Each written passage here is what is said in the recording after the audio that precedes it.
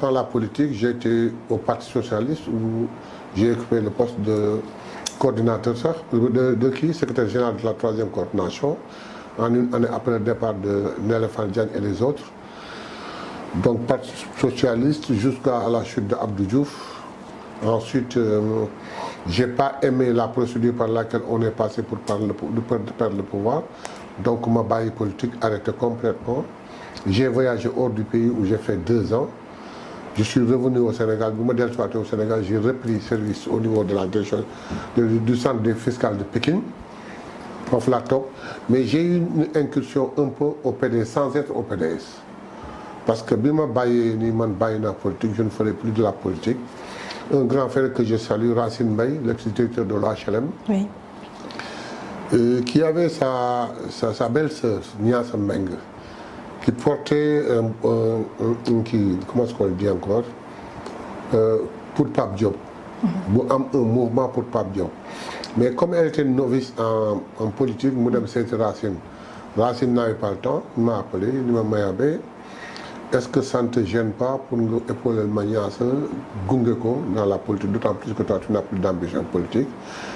Je lui dis ça ne me gêne pas. Il m'a répété la phrase 2 fois, 3 fois. Je lui dis que non, ça ne me gêne pas du tout.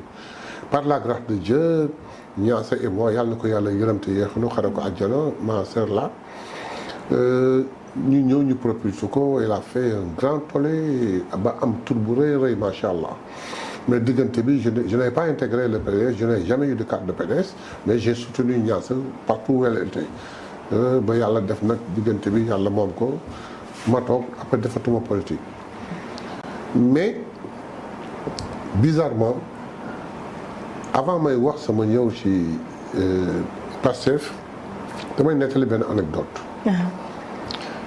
Au Parti Socialiste, j'ai été investi dans la liste départementale de Dakar dans les élections législatives de 2001. Parce que j'ai dans l'extérieur, les affiches, c'était mon ami, mon député. Mais c'est Ousmane Sonko Tay, quand il l'a vu en 2002, il a fait grand effet de la politique. Je le dis oui. 2002. Je le faisais, mais mon grand politique, il a fait beaucoup. Ousmane Sonko. Ousmane Sonko mon politique, il a fait politique, il a fait des nakhate, des bignan balmo, des fenêtres, des djeg là-bas, tout des tas de choses. Mais grand, il faut 12 millions. Je le dis de toute façon, moi j'ai arrêté. Mais hier, ma wax ko ni ko ce genre gi yo yak rew mi su ngeen amé chance jang nek xalel am carrière am possibilité mën yoon rew mi ngeen comporté wu en intellectuel dem tok sen kër franco layu mais des minables ñoy ñew jël rew mi après vous contenter tok sen fauteuil di critiquer ça ne passe pas il faut ngeen dugg ci politique bi mën ma mais comme baye nga rek baxna ñu arrêté c'était baye digënté bi. Ensuite, on a mis ensemble le syndicat, sous relation, il était mon chef de qui d'unité. Ousmane Sonko. Il était mon chef d'unité. Quand j'ai repris, il était mon chef d'unité. Oui. Avec une confiance grande qu'il avait en moi, avec les gars, je sais détermination, sur le plan fiscal, je sais adinam, je sais Bien sûr, on l'a poussé à se sacrifier et à mettre en place un syndicat avec tout ce que ça lui a valu. Ben jour sur nos grands places, je me rappelle c'était en 2007 ou 2008, de Kebangi Diafaso. Je prends un témoin mes amis, je parle, ils me disent. Oui. Sénégal d'Al, il nous faut quelqu'un, je dis, je connais quelqu'un. Bon, quelqu'un ne peut faire bon de politique. Mais bis bu nango dugg ci politique mën na régler Sénégal. En 2007. Wallahi je dis ça grand place, je prends en témoin suma xarit yépp man je connais quelqu'un bu kenn mënul duggal ci politique mais bu duggoon ci politique mën na régler le problème du Sénégal. ñu ni ma kan la ma Ousmane Sonko. En 2007. ñu ni ma non mooy ce chef boobu non mun ma gis nañu ngay wax lu bare. suñuy wax affaire administration ngay wax genre nit kooku di ko tagg xëy na seen diggante moo fort nga waxee noonu je dis non li may wax xam naa ko mais bref comme moom kenn mënu ko dugal ci politique passons à autre chose.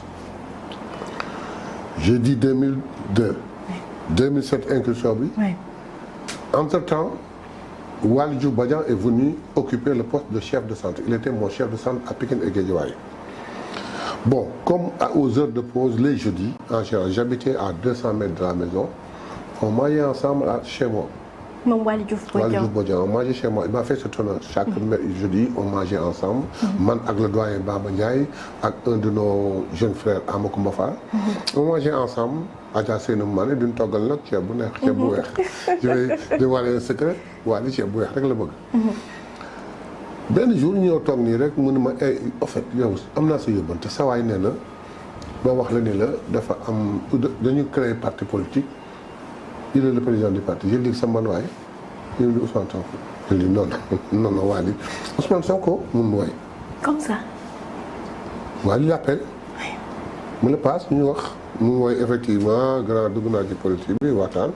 Bon, je dis, ça me fait une équation. Lan moo ko war a dugal ci politique. C'est après que j'ai compris beaucoup de choses. Mais principalement moo doon ce qu'il a réussi avec le syndicat. Ba mettre en place avec soubso yu mu daal yëpp et là je prends en témoin Mame Boye Diao parce que ci xeex bi la bokkoon ñoo ko àndandoo di xeex. maire Kolda. ah bien mais dafa gis ni bi syndicat bi taxawee permettre un agent des impôts un fonctionnaire des impôts mu am loo xam ni vraiment boom da koy gis day kontaan. Xam naa certainement dans l'esprit de vouloir élargir cette générosité au profit des Sénégalais moo tax mu engagé wu dans la politique. Boole kaat lui il n'a pas créé un parti il n'a pas été au moment où l'on crée un parti. moom Ousmane Sonko. ay nit ñoo daan toog ay intellectuels di waxtaan defe naa c'est les vendredis. je peux en citer peut-être Matar Sène laa ci gën a miin. di waxtaan di critiquer. ba mujj ñu ni moom on passe tout notre temps à critiquer est-ce qu'il faudrait pas agir ñoom ñu ni est-ce qu'il faudrait créer un parti ou aller s'insérer dans un parti ñoo xam ni dem insérer wu dans un parti ça pose toujours des problèmes parce que ay intellectuels bu ñëwee rek en général si ça teg toute autre chose créer un parti aussi c'est un parti de plus mais ñoom ñu xool ni ligne bi ñu jël objectif bi ñu jël et ce qu'ils veulent ce ne peut pas être un parti de plus. Et puis regarde la générosité de ces personnes-là qui ont pensé, mis en place. Ils disent qu'il nous faut un président de parti de qualité, avec de conviction. Ils sont allés chercher Ousmane Sonko. ni que dañu bëgg nga ñëw nekk le président du parti. ñoom dañoo defar yëpp. ba pare daal di koy jëli. mais sa première réaction mooy pourquoi moi. moom Ousmane. pourquoi lui. parce que moom modestement dafa jàpp ni ñii di ko woo ñëpp kenn ku ci nekk tu as le niveau pour diriger un parti. ñoom jox ko ay argument mu joxe condition ñu d'accord ñu àndandoo defar dox di dem. mais par respect à moi il m'a jamais demandé d'intégrer le parti. moom Ousmane de. waaw. mais dañoo nekk les gens connaissaient sama relation ak moom.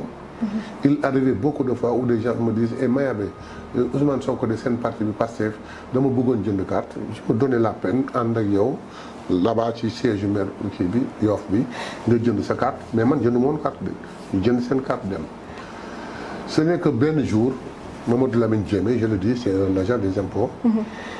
il est du village de Niamone. tous les villages de Niamone par le biais des représentants à Dakar voulaient adhérer à Pastef. J'ai pris rendez-vous avec Baro, je crois que c'était le jour là, Baro, Yankoba, non pas Yankoba Diémé, Yankoba Sonko, Baro, et je ne sais qui encore. Nous d'ailleurs, après on a pris rendez-vous, tout le village est venu et ils ont adhéré. C'est ce jour-là où j'ai acheté ma carte, moi. te daan nga yóbbu ay nit ñu jëndi carte mais ma jour boobu. laa ni nag affaire baa ngi am doole si laa jënd sama carte dem. dama génn rek le président Ousmane est arrivé. xale yi ni ko y a quelqu'un qui passe très souvent amana des gens ñuy jënd ay carte même moom tey tout un village la indi ñu jënd ay carte moom sax jënd na carte tey. il a un nom plus ou moins comme Mayabé il dit quoi Mayabé dafa ñëw ñu ne waaw et il m'appelle alors que j'étais dans ma voiture may ñibbi. munuma grand ça va da nga ñëwoon fale man quoi munuma ma je ne suis pas toujours là-bas lu tax woowuloo ma je lui dis non mais wax noonu munuma waa il faut que je te voie. Le parti m'a permis de faire un cabinet. Vous serez la première personne que je prendrai dans mon cabinet. Pourquoi? Parce que j'ai travaillé avec toi, je te connais, j'ai confiance en toi. xoolal lu rëy loolu. ci cabinet bi. son cabinet Pastef. Le cabinet de Pastef. Wow. Il n'y avait que Djibi Gueye Ndiaye et Fatima.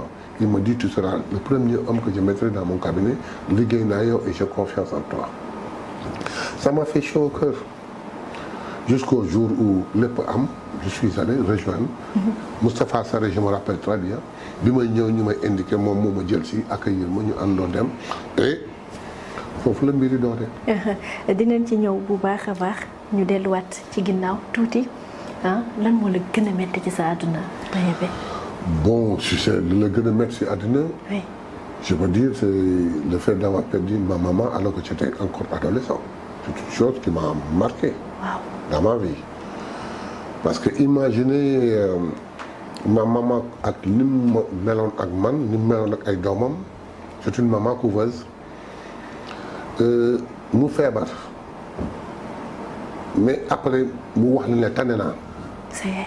waaw mu ne tane na et puis nga sentir en lui en elle que tane na ma ñëw au bout ci toogaayu dëkki avec caatam ñu am benn bis ma caatam. xam nga mais rek caati rek. mun ma jógal jàngi. je lui dis yaay man 10 heures lay dugg il faisait 8 heures 8 heures et quart 10 heures lay dugg mun ma jógal nga dem jàngi. je lui dis yaay man 10 heures lay dugg mun ma du ma ko waxaat. ma jóg jël samay bagage dem jàngi.